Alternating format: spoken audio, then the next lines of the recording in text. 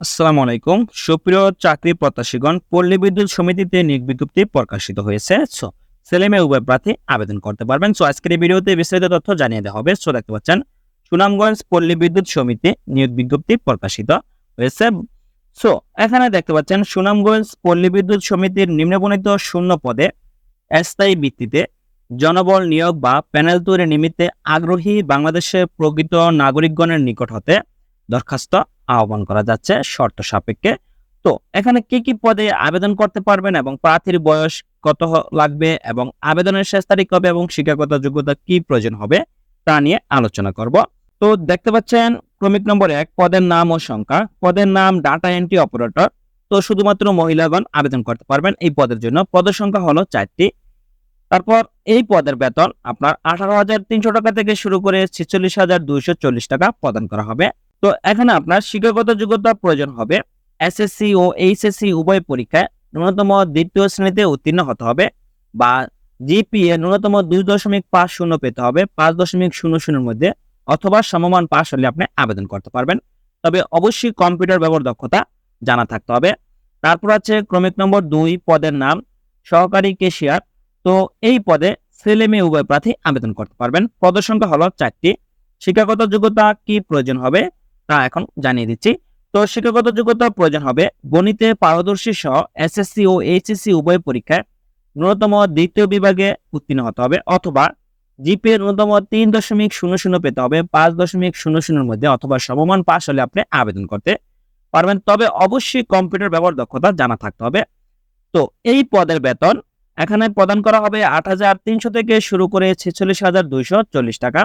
ক্রমিক নম্বর 1 এবং 2 নং পদের জন্য প্রার্থীর বয়স প্রয়োজন হবে 1/8/2024 খ্রিস্টাব্দের মধ্যে সর্বনিম্ন 18 এবং সর্বোচ্চ 30 বছরের মধ্যে হলে আপনি আবেদন করতে পারবেন। তবে মুক্তিযোদ্ধার সন্তানদের ক্ষেত্রে বয়সসীমা 32 বছর পর্যন্ত শিথিলযোগ্য।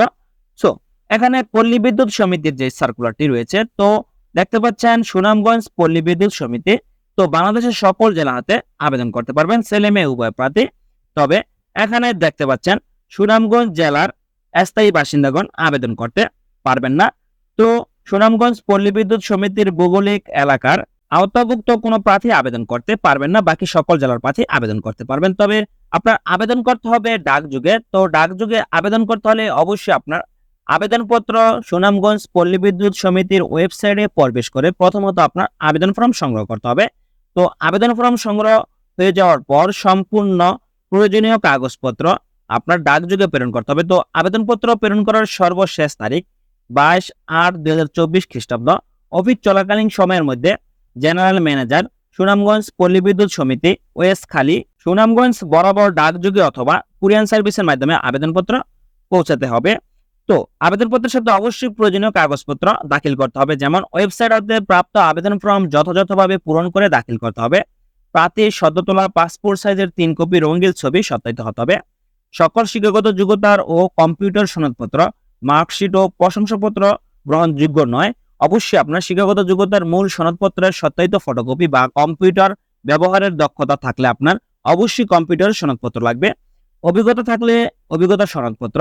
তারপর স্থানীয় ইউনিয়ন পরিষদ বা পৌরসভা বা সিটি কর্পোরেশনের চেয়ারম্যান বা মেয়র বা কাউন্সিলরের নিকট হতে নাগরিকত্ব সনদপত্র চারিত্রিক সনদপত্রের মূল কপি অবশ্যই আবেদনপত্রের সাথে দাখিল করতে হবে।